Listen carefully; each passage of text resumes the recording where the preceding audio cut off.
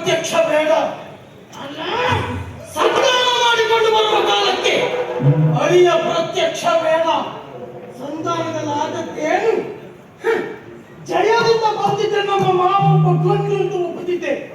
ಅದು ಬಿಟ್ಟು ಹೋರಾಟಗಾರದಲ್ಲಿ ಹಿಂದೂ ಉಳಿಯದೆ ನಮ್ಮಲ್ಲಿ ಸಂಬಂಧ ಇರುವ ಮಗಳನ್ನ ನಿನ್ನ ಮಗನಿಗೆ ಕೊಟ್ಟು ಮದುವೆ ಮಾಡ್ತೇನೆ ಅಂತ ಹೇಳಿದ್ದಲ್ಲ, ಅಪ್ಪ ಮಾವನ